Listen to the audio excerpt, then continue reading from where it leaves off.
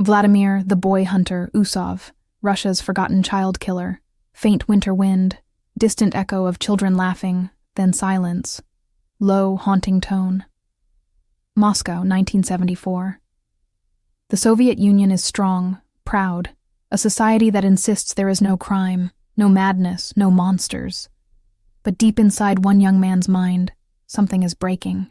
His name was Vladimir Usov, barely 17 when the killing began. The newspapers never printed his name. The government buried the truth.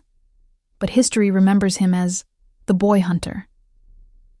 The first disappearance. It started with missing posters, boys between 6 and 10, vanishing near playgrounds, railway yards, and riverbanks. Police told parents not to panic. They probably ran away. But one by one, their bodies began to surface. Small, broken, discarded. And the brutality was unlike anything investigators had ever seen. The killer wasn't just taking lives. He was experimenting with death. The young predator. Vladimir Usov was not an ordinary teenager. He was quiet, polite, and distant, the kind of boy who blended into a crowd. But inside, he was filled with rage. Born in Moscow in the 1950s, raised in poverty and violence, he grew fascinated by death from an early age, dissecting animals, reading about autopsies. By 16, that curiosity turned into obsession. He began following young boys, learning their routines, luring them with candy, toys, and promises of adventure. Sound, faint whistle, echoing footsteps on concrete. Then he killed them. The murders, so Usov's victims were always boys. Small, trusting, alone. He would take them to remote areas near factories or woods, torture them and kill them with knives, ropes, or bare hands. At least 4 confirmed victims. Possibly more. Each body showed signs of horrific abuse. It was as if Usov wanted to destroy innocence itself. But in the Soviet Union, serial killers didn't exist, officially.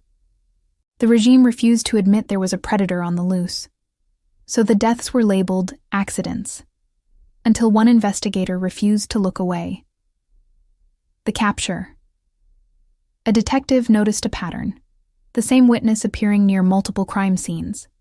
A teenage boy, quiet, observant, always lingering nearby. That boy was Vladimir Usov. When police brought him in for questioning, he confessed almost immediately, coldly, calmly. He described every killing in precise detail, as if he were talking about fixing a machine.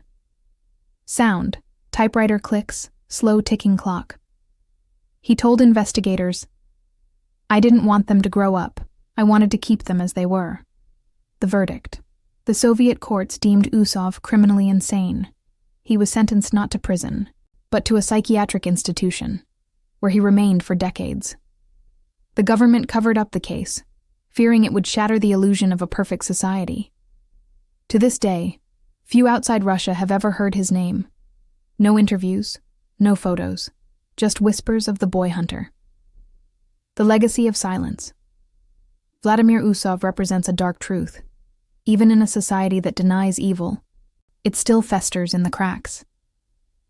The Soviet Union tried to erase his crimes from history, but his story survived, passed through investigators, whispered among doctors, and retold in the shadows. Soft, ambient strings fade in. Some say Usov was still alive in the psychiatric system into the 1990s. Others say he died there, silent and forgotten. Either way, the darkness he carried never left. Soft, chilling tone. Vladimir Usov, the boy hunter.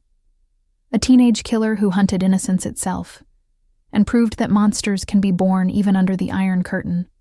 Fade to static and low heartbeat.